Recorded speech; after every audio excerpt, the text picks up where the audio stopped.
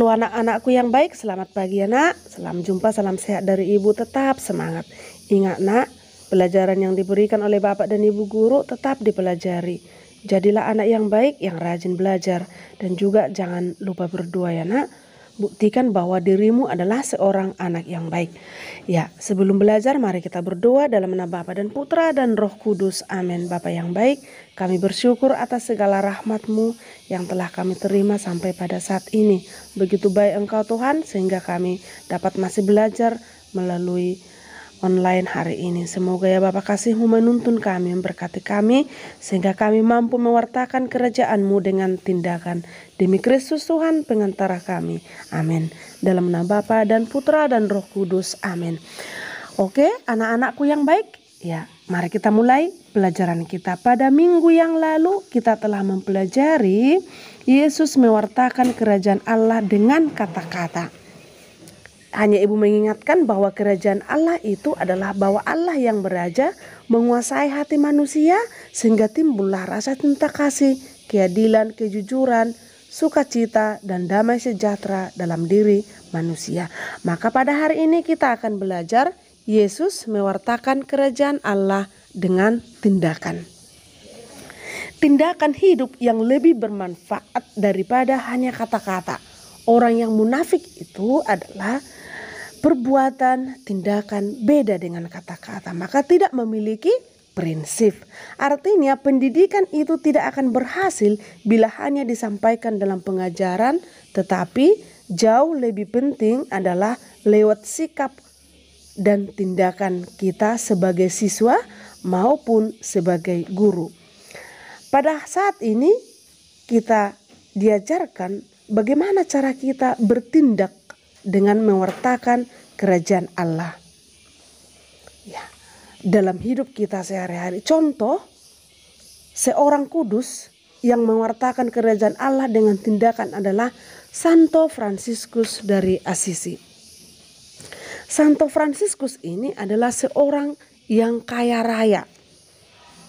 Hidupnya berlimpah ruah uang dan kekayaan.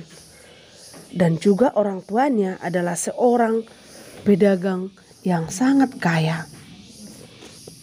Ya, Fransiskus berada dalam kelimpahan harta dan dia lahir di kota Assisi, Italia pada tahun 1181 ya.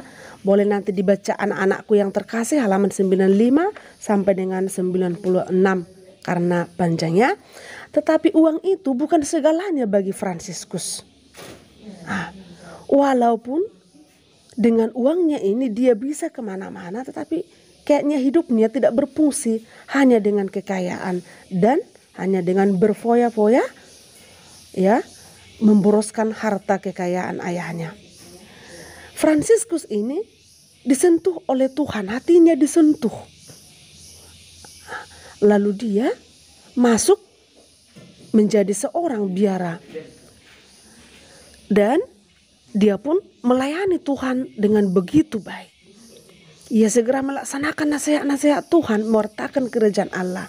Dan kalau pernah anak-anakku dengarkan yaitu Gita Sang Surya, itulah lagu Santo Fransiskus. Maka semuanya itu adalah saudara baginya.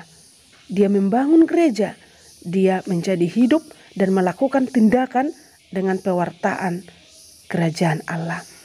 Fransiskus sangat perhatikan orang-orang melarat, orang-orang miskin dan yang tidak diperhatikan. Ia sangat mencintai lingkungan ya, seperti bilang tadi kita Sang Surya, maka matahari pun saudaranya. Sedangkan maut pun saudaranya, lalat pun saudaranya. Maka semua ciptaan Tuhan itu adalah saudara Fransiskus baginya. Mari kita dengan baik seperti Fransiskus membuat lingkungan itu menjadi saudaranya, berarti tidak merusak. Ya, pada umur 43 tahun katanya, ketika sedang berdoa di Gunung Laverna ya di Assisi, ia mengalami stigmata. Stigmata itu adalah kelima luka-luka Yesus di kedua telapak tangan, kedua kaki dan lambung.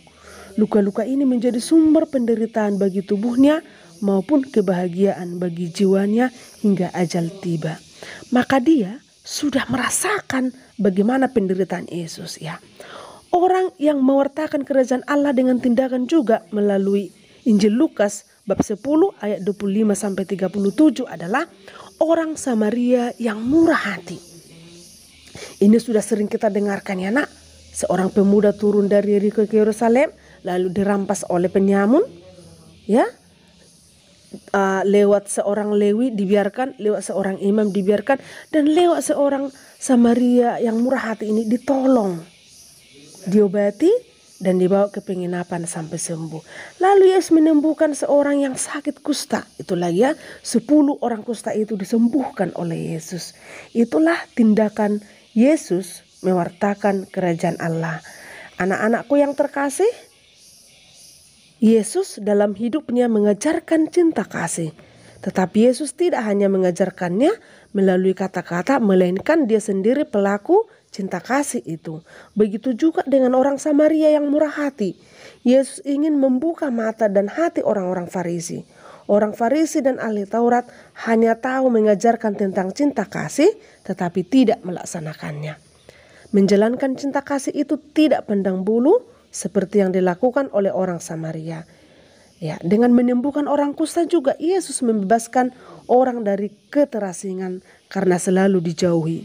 Yesus menunjukkan belas kasih-Nya dengan memberi peluang kepada orang yang sakit kusta.